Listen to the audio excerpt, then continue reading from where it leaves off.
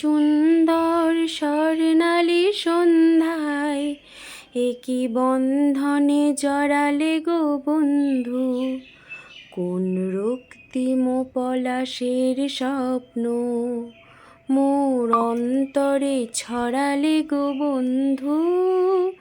এই সুন্দর স্বর্ণালী সন্ধ্যায় একই বন্ধনে জড়ালে গো বন্ধু। Good evening friends, welcome back to my channel Chongdar official ব্লগে সবাইকে স্বাগত জানাই। এখন বাজে সন্ধ্যা 7টা। তো এখন থেকে আমি আমার ব্লগটা স্টার্ট করছি। সারাদিন ভিডিও আমি শ্যুট করতে পারিনি, তার জন্যই ভাবলাম যে সন্ধ্যা থেকে আমার ব্লগটা স্টার্ট করি। সকাল সেই 9টা থেকে বৃষ্টি স্টার্ট হয়েছে, তো এখন মানে দুপুর 3টে 4টে পর্যন্ত বৃষ্টি হয়েছে, তারপরে কিছুক্ষণ বন্ধ হয়েছিল। এই এখন সন্ধ্যা 7টা বাজছে, তো এখন প্রচুর বৃষ্টি শুরু হয়েছে। মুষলধারে যেটাকে বলে না, মুষলধারে বৃষ্টি হওয়া, সেই মুষলধারে বৃষ্টি হচ্ছে এখন। বাইরেতে প্রচুর পরিমাণে বৃষ্টি শুরু হয়েছে। তো আমরাও কী আর করবো, তো ঘরের ভেতরেই থাকতে হবে। বাইরে প্রচুর জল হয়ে গেছে, মানে নিচেটা তোমরা তো বুঝতেই পারছো। বাইরে পুরো সামনেটা আমাদের পুরো জলে ভর্তি। তো আমরা বাইরে আর বেরোবো না কোনো কাজই। তোর বাবা একটু বাইরে বেরিয়েছে, তার জন্য এই বৃষ্টিটাও সেই সময় আবার শুরুও হয়েছে। ওর বাবা বাইরে গেছে, ও একটু দরকার পড়েছে, বাইরে চলে গেছে। আবার কি হবে, কখন আসবে দেখাই যাক কখন আসে। তো আসবে, ফোন করলে একটু পরে ফোন করে নেব। তো এখন আমরা একটু আমাদের পড়াটা কন্টিনিউ করি, তারপরে একটু পরে ফোন করে জিজ্ঞাসা করে নেবো কোথায় আছে। এই যে পড়াতে বসে গেছি, মেয়ে বইপত্র বের করে ওর বইটইগুলো ঠিক করছে। হ্যাঁ ঠিক আছে, পড়তে থাকো, বলতে থাকো। এখন আমাদের একটা বাড়িতে খুব প্রবলেম চলছে, বলতে এখানে না, আমার শ্বশুর বাড়িতে খুব একটা প্রবলেম। কি বলতে, আমার ভাসুরের একটা অ্যাক্সিডেন্ট হয়েছে। দেয়াল ভাঙতে গিয়েছিল কারো বাড়িতে, সেখানেতে গিয়ে দেয়ালটা চাপা পড়ে গেছে। মাথাতে কোনো আঘাত লাগেনি, তো তার বডিতে না পুরো একদম দেয়ালটা চাপা পড়ে গিয়েছিল। পা পিছলে গিয়ে পড়ে গেছে, ছুটতে গেছে, পা পিছলে গিয়ে পুরো বডিটার ওপরে মানে দেয়ালটা পড়েছে। সেই দেয়ালটাকে কেটে তবে তাকে বের করতে হয়েছে আমার ভাসুরকে। তো তিনি এখন হাসপাতালে মানে ভর্তি রয়েছে। আর এখন যা পরিস্থিতি, কোনো হাসপাতাল ভর্তি নিচ্ছে না, সব ট্রান্সফার করে দিচ্ছে। আমাদের যেহেতু প্রথমে তো আরামবাগে ভর্তি করেছিল, সেখান থেকে ট্রান্সফার করে এনআরএসে পাঠিয়েছে। এনআরএসে আবার ট্রান্সফার করে আবার দমদম ওরা নার্সিংহোমে ভর্তি করেছিল, ওখান থেকে আবার ট্রান্সফার করে আবার মেডিকেল কলেজে। মানে এই রকম চলছে এখন যা পরিস্থিতি। আমার শুধু একটাই রিকোয়েস্ট সবাইকে, সব ডাক্তারদেরকে, যদি কেউ লকডাউনে যদি আমার একটু কেউ দেখেও থাকে, আমার একটাই রিকোয়েস্ট, মানে এই যে চলছে পরিস্থিতি, এইটা তো বিচার তো আমরা প্রত্যেকেই চাই। বিচার তো আমাদেরকে না চাওয়া পর্যন্ত, যতক্ষণ না দেয় ততক্ষণ আমরা শান্তি পাবো না, সেইটুকু আমরা জানি, নিশ্চিন্তে জানি যে আমাদেরকে বিচারটা পেতেই হবে। কিন্তু তার পাশাপাশি যে এমার্জেন্সি রুগীরা আসছে না, তাদেরকে একটু যদি খুব ভালো করে ট্রিটমেন্টটা করা হয়, কী বলুন তো, মানে ওই বিচারের আশায় এখানে যে সাধারণ পাবলিকরা, ওনারা কিন্তু যদি, যাদের এমার্জেন্সি খুব, তারা কিন্তু সব না হলে মারা যাবে।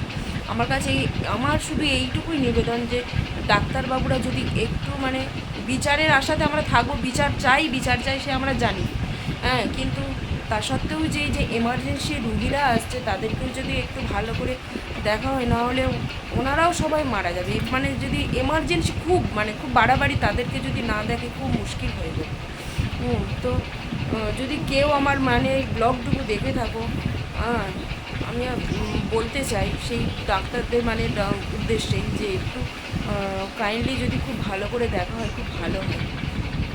এখন বৃষ্টিটা থেমেছিল, তাই ভাবলাম একটুখানি ক্লিপ নিয়ে আসা যাক, তাই আমরা একটু ক্লিপ নিয়ে আসলাম তোমাদের সাথে কথা বলতে বলতে। তখনই দেখলাম তোমাদের দাদাভাই চলে এসেছে। মানে খুব চিন্তা হয় না, বাইরেতে থাকে, আর প্রচুর বৃষ্টি হয়েছে, বৃষ্টিতে আটকে গিয়েছিল। 7:41, তো এখন বৃষ্টিটা থেমে গেছে, এই যে এসে গেছে।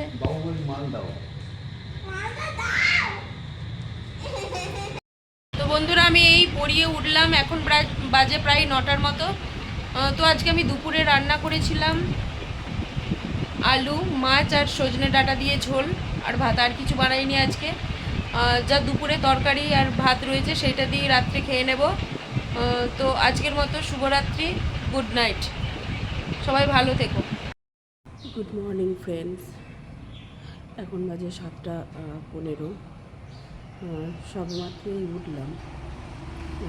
উঠে আজকে আর একটা বিশেষ দিন, তো তোমরা সবাই জানো আজকে হচ্ছে রাখি পূর্ণিমা।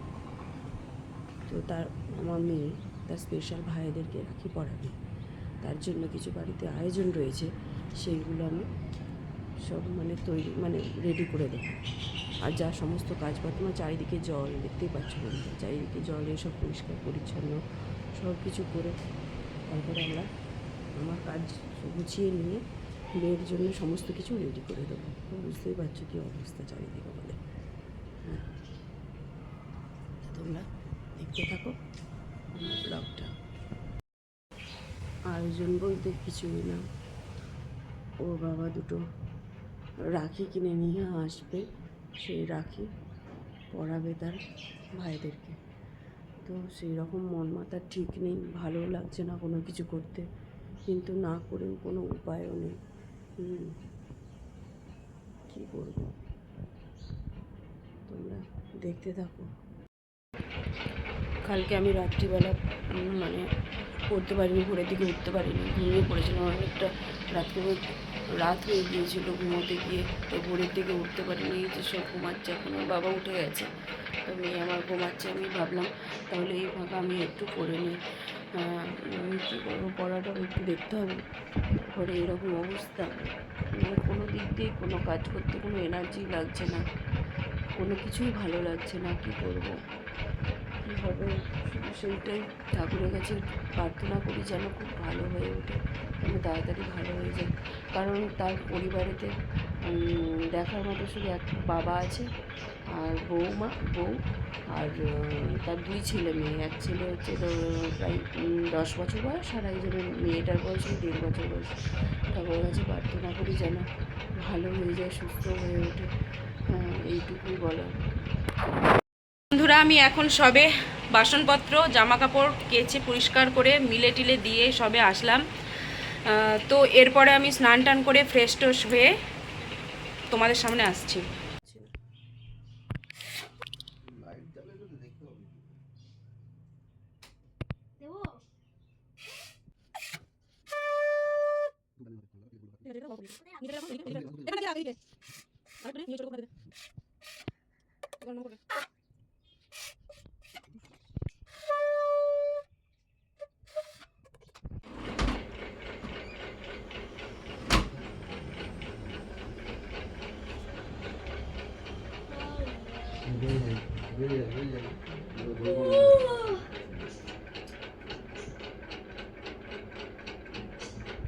বন্ধুরা, এখন বাজে বিকেল 4টে। তো তার আগে আমি সমস্ত রান্না টান্না করে নিয়েছিলাম। করার পরে আমাকে ছুটে নিয়ে যখন ওর বাবাই সমস্ত কিছু জোগাড় করে দিয়েছিল মেয়ে দেখতেই পেলে কাকে রাখি পরালো, আমার গোপু সোনাদেরকে। হ্যাঁ, তো আজকে রান্না করেছিলাম একটু চিলি পনির আর একটু ফ্রায়েড রাইস। এটা আমার মেয়ে খুব খেতে ভালোবাসে। হ্যাঁ, অন্য কোনো খাবার দাবার হলে মোটে পছন্দ করে না। ওর বাবা বললো তাহলে আর এইটা যখন ভালোই খাচ্ছে বারবার, তাহলে আজকে একটু করেই দাও, খেয়ে নিই। তো এই ছিল আজকের ব্লগ।